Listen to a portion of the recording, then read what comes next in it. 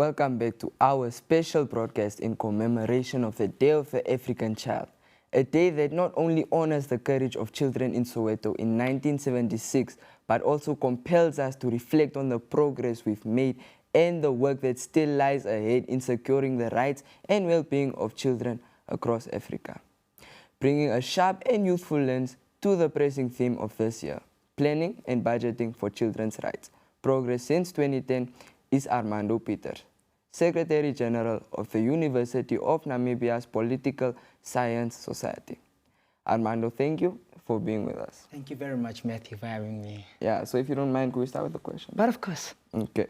So first off, what does the Day of the African Child mean to you? Matthew, the Day of the African Child's Day, what it symbolizes for me is that we as a collective say that never again. We say that African child, much less a Namibian child, needs to beg for protection, needs to beg for inclusion, needs to beg for development. We ought to guarantee this for every Namibian child, if not an African child. So the day, in essence, is a reflection for us to look back on the progress that we have made and again strategize on how to better on the strives that we already have as systems in our country. Thank you. So, in your view, since 2010, what progress has been made in integrating children's rights into national planning and budgeting frameworks across Africa?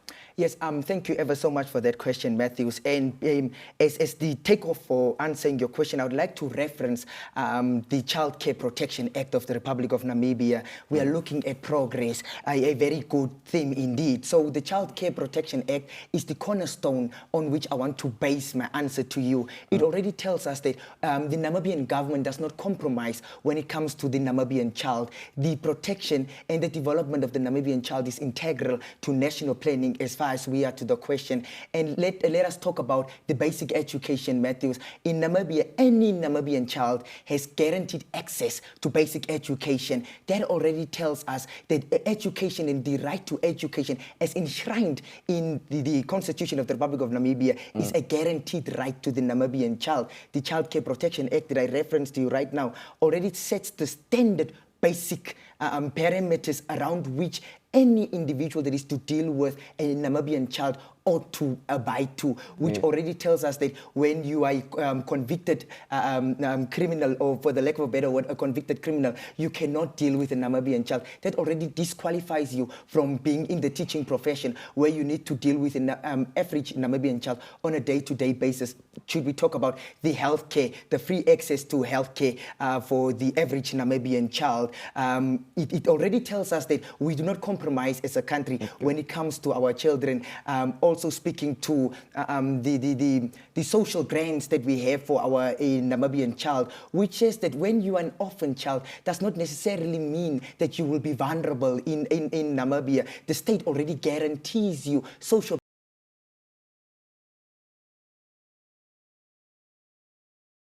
your everyday meal, you understand? So these are but a few of the strides that we as a Namibian government have been making. And I must really indeed commend the Namibian government for being very frank and being unapologetic about the protection of the average Namibian child. Thank you.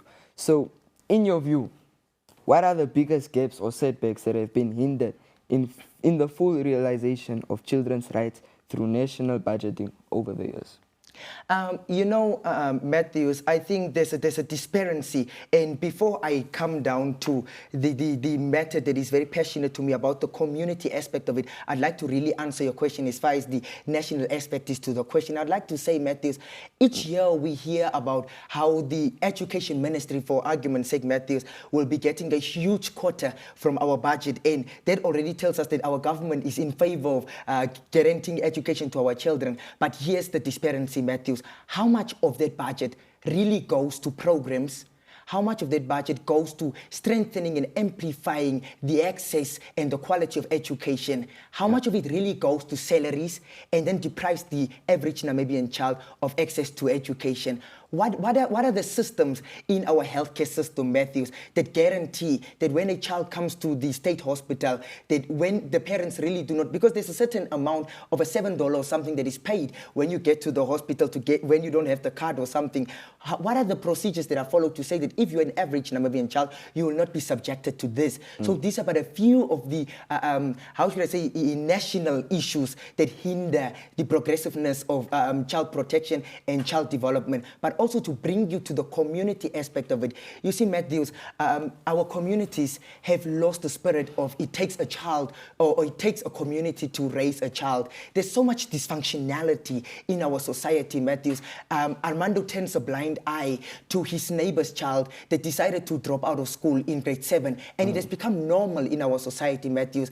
We see that some children are in the villages, they're taking care of cattle, livestock, and because their grandparents are old, it is becoming normal in our society. Well, Matthews, these things are abnormal, and they're creating a dysfunctionality in our society, and we have grown accustomed to this, and this is depriving or this is limiting the growth in our strive for creating a suitable and a sustainable environment where young people or children can grow. Okay, so like, what is your message to your fellow youth today? My message to my fellow youth, or let me start with the message to the Namibian child is, Matthews. I would say to the Namibian child that, listen, every Namibian child out there is confronted with a circumstance. You are no special to the circumstances that are confronting an average Namibian child. But you know what is the qualifying or disqualifying notion here, Matthews? You have a choice. That is to become a victim of your circumstances, or rather a product of your circumstances. Would you rather become a costume to the social evils that you are exposed to in society? Bars and shebeens have become frequent to the average Namibian child, but you can do better. To my youth out there is to say, let us continue advocating on an everyday basis to say that what happened on the 16th of June, 1976 will never ever find ground in African soil. Yes. Thank you so much, Armando, for being with us. It's honestly been a pleasure. Thank you very much, Matthew, for having me. Okay. That was Armando Pieters, the Secretary General of the University of Namibia's Political Science Society, reflecting on the Day of the African Child. Stay tuned.